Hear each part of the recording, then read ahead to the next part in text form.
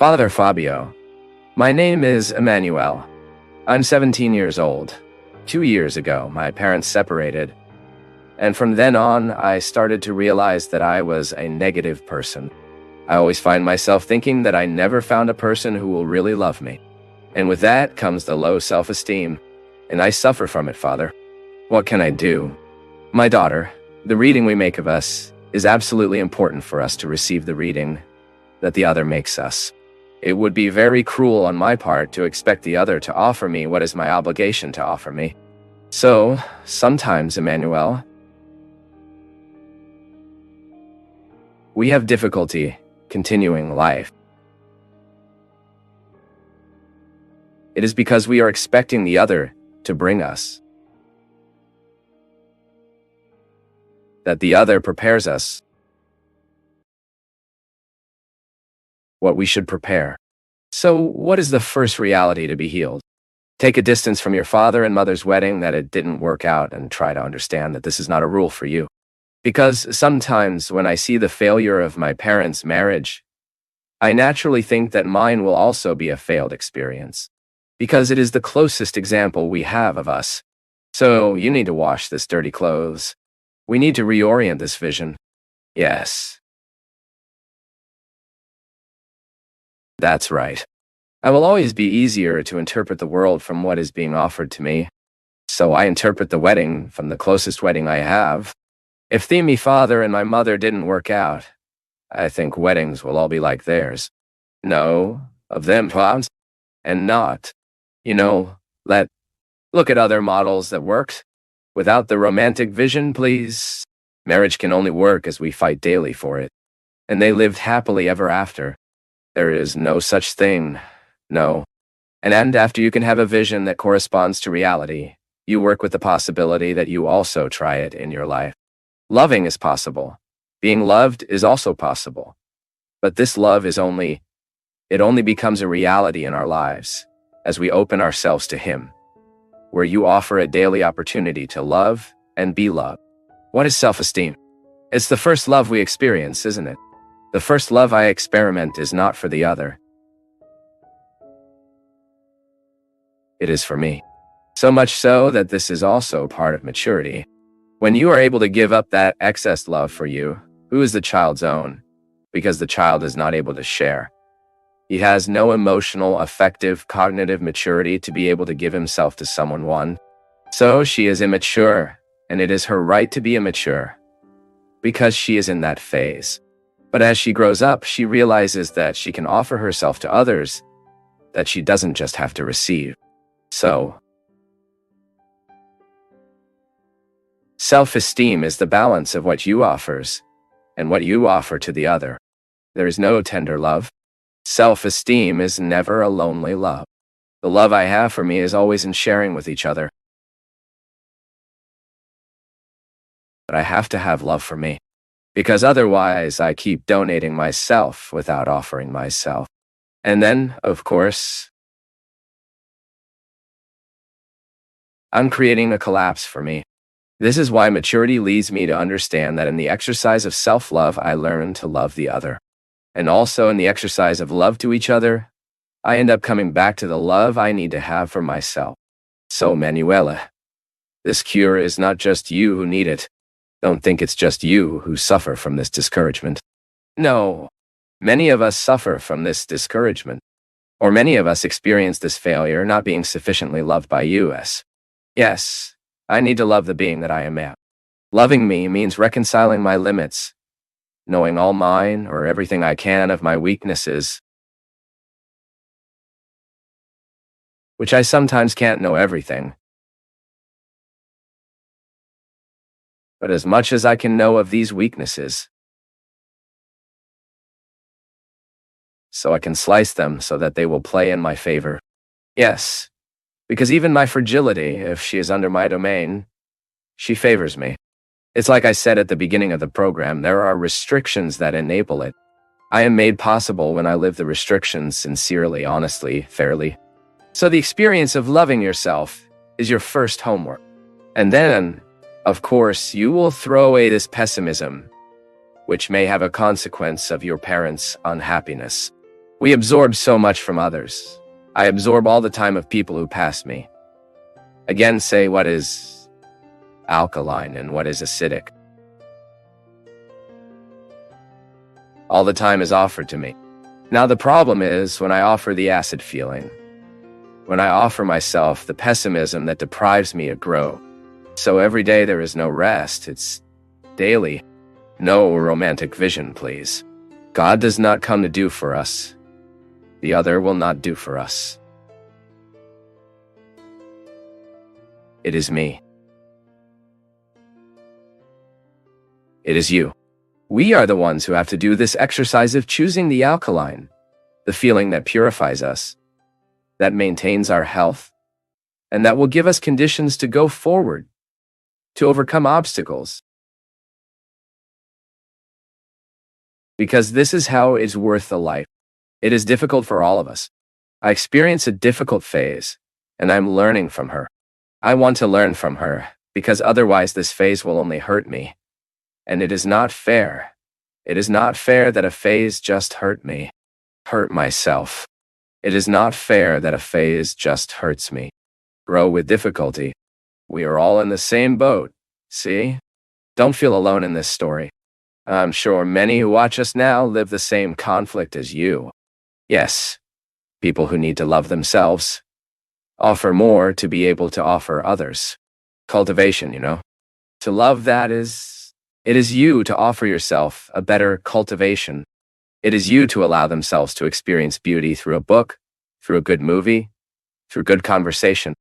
Particularly my people, one of the things that most enchanted me is that Israel, Palestine, this division that exists there. The territory, the whole territory. The territory of Israel. So say, it is marked by such a beautiful contradiction. So beautiful, so venturous.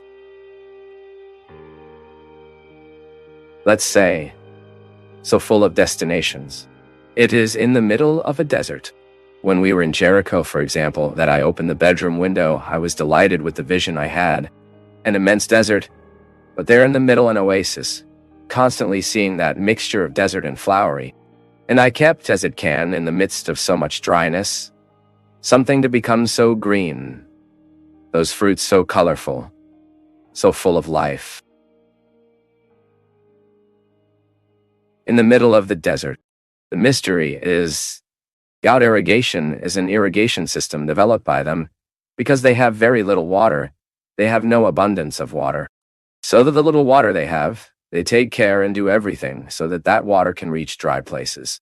And that box then come out the small hoses, taking the water in the middle of the desert, which from time to time releases a drop in a programming of sometimes 45 seconds, 1 minute.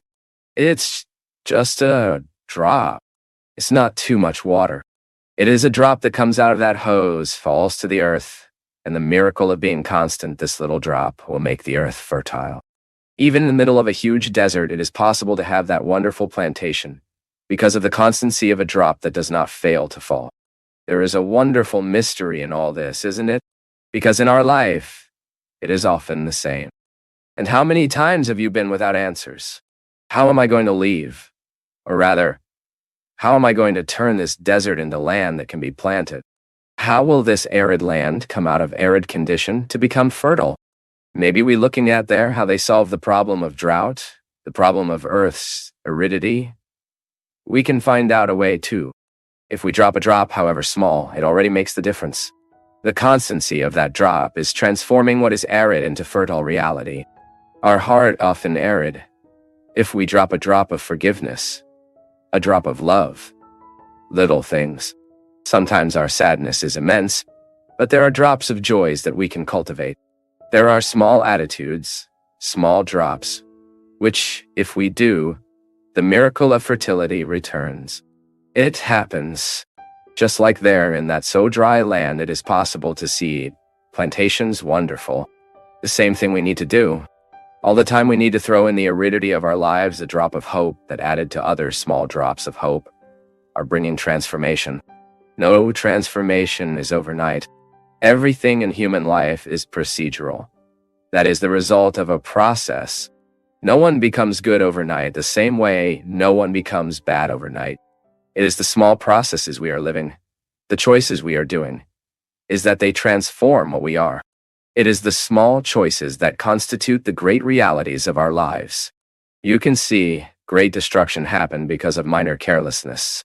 Large accidents happen because of the sum of small carelessness. I remember when that gold plane crashed in the middle of the woods, many people asked what was the cause of the crash. And I heard an expert saying, "Look, the crash of a plane is not just a factor. There are numerous small factors that, when together, generate the catastrophe." Oh, the tragedy. The tragedy, it is born of small carelessness. Just as many years ago, a large airline plane, because the pilot distracted, typed the wrong route, instead of landing in Balam. He left in Singu. He ended up in the middle of that forest. Totally the opposite side to which he should have gone because of a carelessness. My people, in our lives the same thing happens. If we do not take care, when we enter the route of our flight, our plane goes to a completely opposite side to which it should go. It is the carelessness that changed the route of our life, sometimes changing to good things, sometimes moving to terrible things. The day you neglect your family, your home, you can be sure it is very likely that sooner or later today's carelessness added to tomorrow's carelessness. The careless of tomorrow. Yesterday, it results in realities very sad. What you stop doing for your child today adds to other misconduct. Others, to others. You soon lose control of your child's life. Because education is that, right? It is the small, constant process, every day. Every time you dedicate yourself to the one who needs you. Loving is like this. It's no use you deeply love your child today, if tomorrow you despise you. It's no use giving your child a great gift today as proof of your love. No, it doesn't change his head or his heart. No, and there's no point in spending years and years and years away from your son, then arriving with your arms full as a gift to conquer you again. It's no use. What makes us faithful to others is the constant process of care. So if you want to have your child from your side all your life, take care of the small details. If you want your wedding works, take care of everyday small care, the small details of every day. This is what makes us constant. This is what makes us work. There is no success formula for human life. No, there is no book that you can read that your life will change. No. It's every day, every time you find out where you need to put your commitment, your care. It is the drop falling to the earth.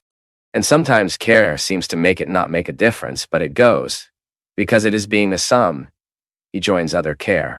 And these other care, when added, they generate an attitude, generate a way of being. And what is best in our lives is to transform our way of being, our attitude.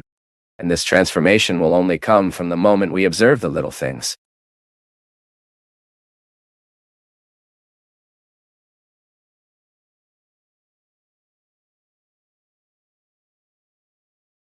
You see, woman, you see yourself, boy. We heard this all our life as negative, right? From today, no. When someone speaks like this, you see to you. Even if they don't have good intentions, well, I'll see myself. I'll look at me. I'll know who I am. I will know that God lives in me and does not give up me, and that it will be with me to the end. Make a miracle in me, waking the power of God in me. Waking up the power of God in you. You can all that strengthens you enough to be fearing what you can face enough to be fearing. No evil can do absolutely nothing on you if you don't open loopholes. How did we say, when does the devil start to have access to us? When we stop respecting each other. When we stop loving ourselves. The shield God makes in us is faith. It is the consciousness you have. The devil. What you need to do is just not approach it. There is a minimum sign that something can be evil in your life, can drain your energy, can drain your strength. Cut yourself from the strength of the Spirit in you. The Spirit is wearing for you. He is struggling for you and becoming more and more fit to your battles. Everything gave the name about every name. Jesus. Never stop fighting. No more discouragement. Chopanemia. Hope in our hearts. And a lot of love for us to overcome what needs to be overcome. Once upon a time, and it is almost right there, that we live a time when we lost a lot of people who love each other.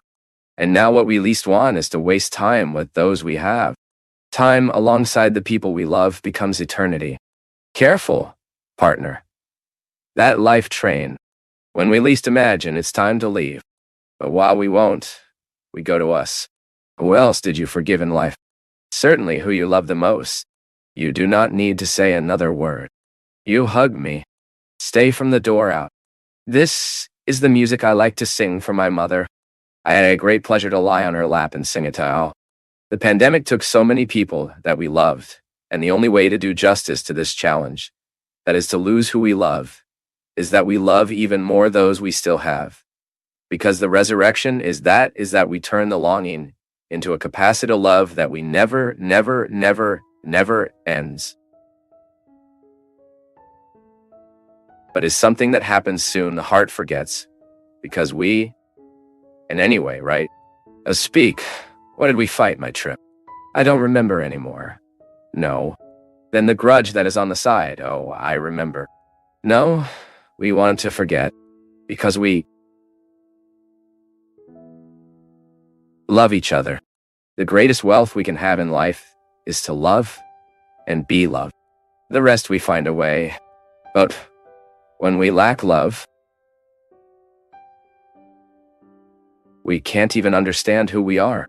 Love is that it educates us. It makes us reach the best of us and make the other to reach the best of oneself. You know that one of the things I thank God most is every time I identify that someone is having access to effective authority to educate what I feel. It happens. Throughout our lives, we will find the people who are educating who we are. Because everything in us had to be educated. Everything. Absolutely everything. We were born. We come to this world determined by the selfishness of our condition. It's inevitable.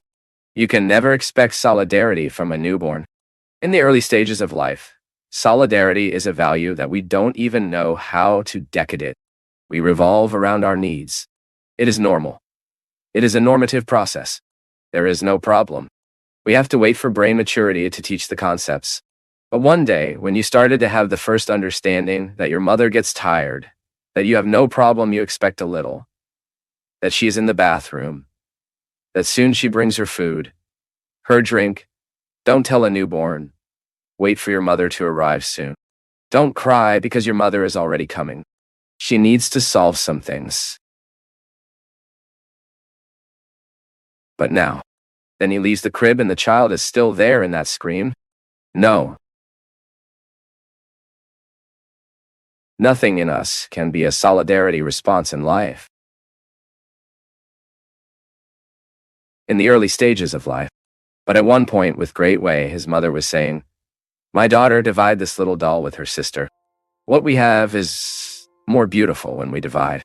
You started to have the first lessons about your ability to share what you had. Divide a toy, divides a cookie. Someone began to educate your feelings, your understandings, and you have begun to flourish in your possibilities. Aristotle was very right. He even taught us the classical Christian philosophy. It absorbed much of Aristotle's teachings. Aristotle said that when you look at a seed, you see all the possibilities of the tree. But it is no guarantee that it becomes. You have to put in the right place, favor. Put in the ideal conditions, so that the seed flourish with all its possibilities. Christianity in us is the same thing. One day you received it all in a seed baptism. The first lines you were able to understand what it means to be a Christian. Because if someone had not taken you out of your selfishness, it is very likely that you were still repeating all the condition of the individual. The human process is always like this. I leave the condition of individual when my brain maturity allows me this. Psychology teaches us, who has already had contact with the philosophy of Piaget psychology, the development of moral judgment. How do we mature in life when people according to our possibilities of understanding, are putting us in the face of the situations that teach us. Piaget said beautifully, "The only way to educate a child who is not able to have a complexity of thought is playing. The first rules of life we do not learn from moral speeches. We learn playing. There is a space to be respected for the game. There are rules for play. It was the first contact you had with what today you understand as civility. Someone was willing to civilize his soul, the individual, the one who does not divide, not because he does not want, because he cannot. And then you will assimilate the values. I can only give you what I before I have. If I don't own myself, I will hardly give myself with quality to someone. When I'm taking possession of who I am, then I have the right to give me someone. That's why sometimes we love each other so bad. We marry a person who doesn't have yet. We are friends with a person who is not yet, who still has all the forces of individuality prevailing on the condition of person.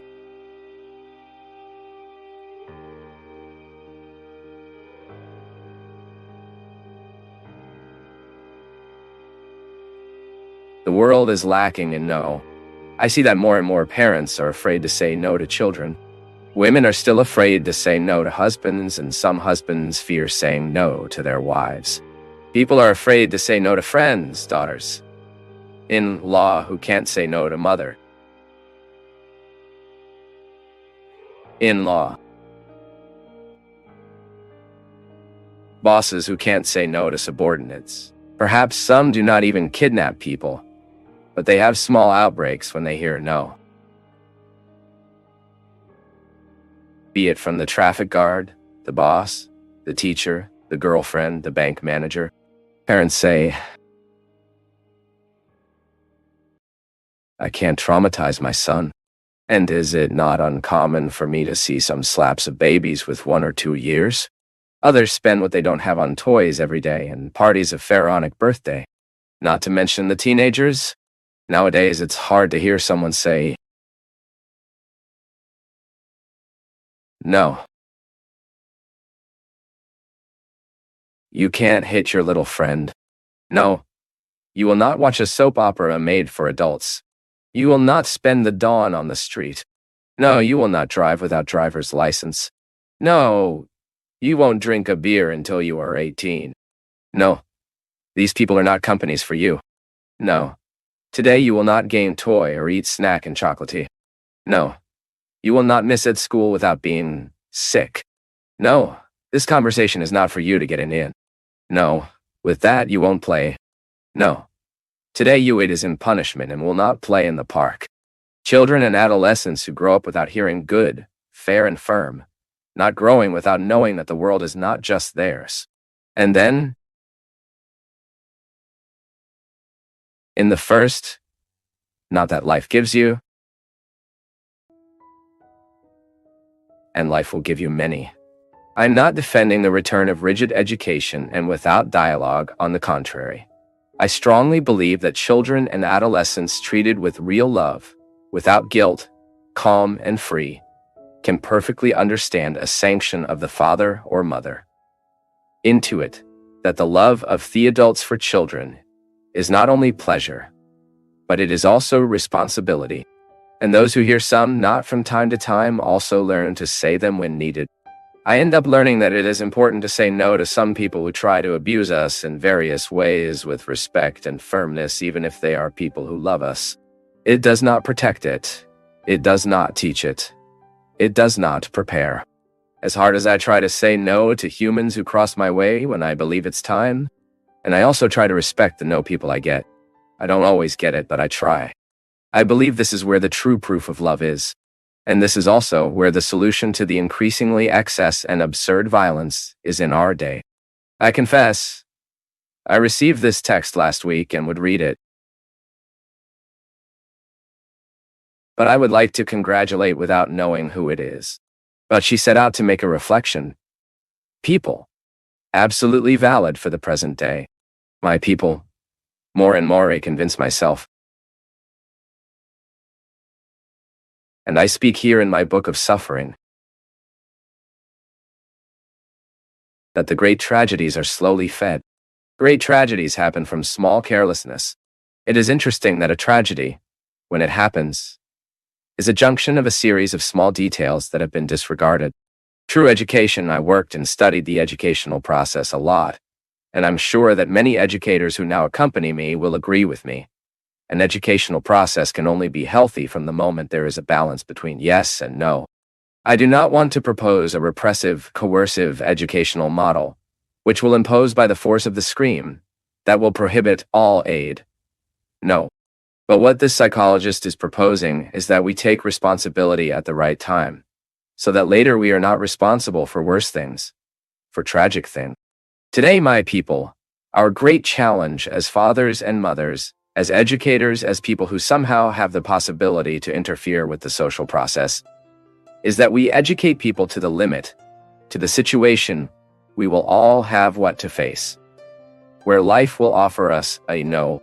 We cannot find a person who was happy and who was fulfilled, who only found yes for life. Quite the opposite. By the way, I believe a person becomes interesting as they are able to overcome the adversities he finds. No one is born ready. We do not have the possibility of having a ready life, a orderly world, if the people do not go through the experience of producing it. And a child is a venture that needs all the time being carved as if it were a sculpture from this human form, this tool called love, which gives two blows. Love is a tool that gives two blows to allow and to deny. He is wrong to think that love is a tool that only gives the coup of permission. No. Love gives the coup of permission, but it also gives the blow of denial. Proclaiming God's victory is an interesting way we have. First, recognize what we expect from it. Because when we proclaim God's victory in our lives, we are recognizing that in us there is a part that belongs to it. Not that we are quartered. No. This totality of the human being is to understand that in him there is a non-nursing part that belongs to the sacred territory. It is the Christian identity being ensured in these details of existence. When we find out that within us there is a space for courage, but there is also a space for weakness. And in the reconciliation of these two realities, because they need to be reconciled all the time, since no one is brave ever, but no one is always a weakness.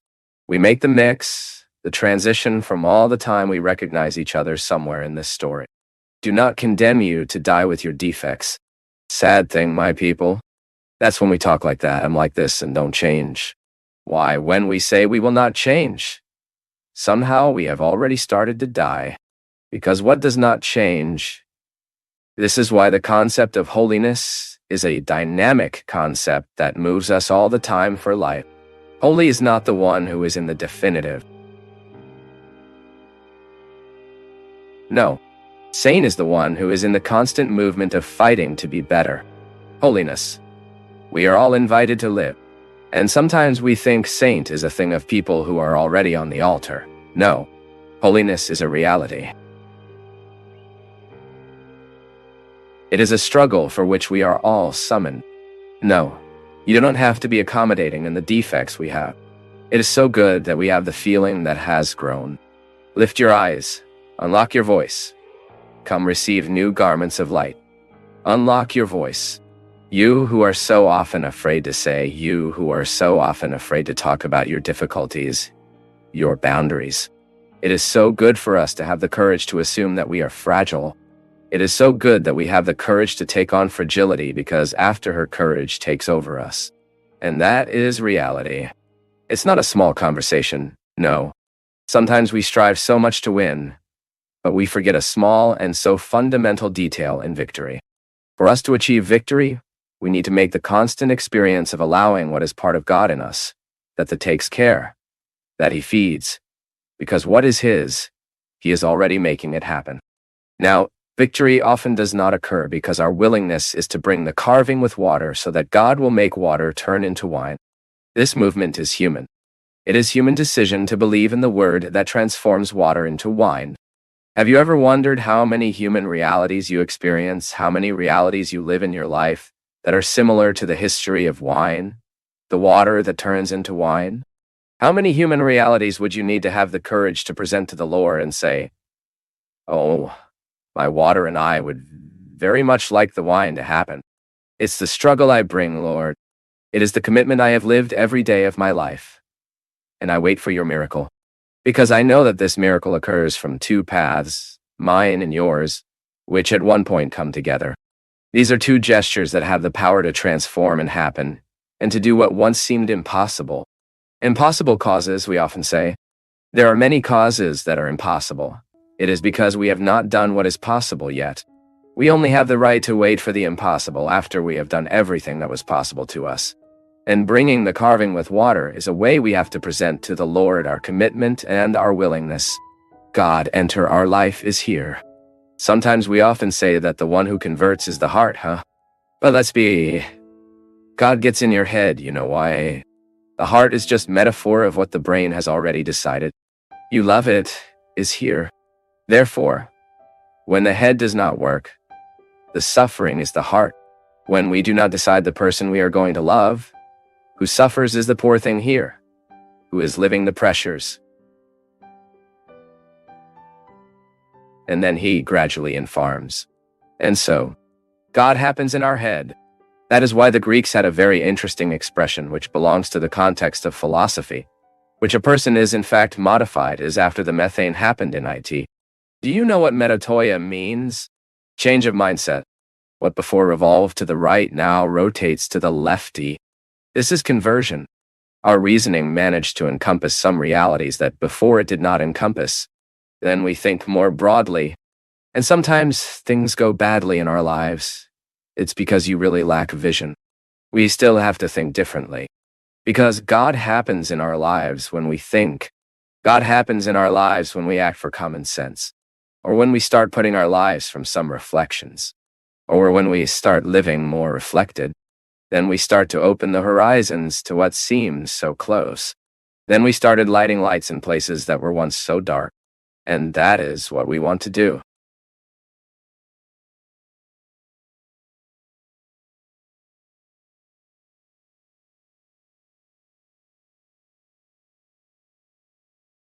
Thank you for joining us on this enlightening journey at Path of Faith. Don't forget to leave your thoughts in the comments below. Give us a thumbs up if you enjoyed the video, share it with your loved ones, and subscribe to our channel for more inspiring content like this.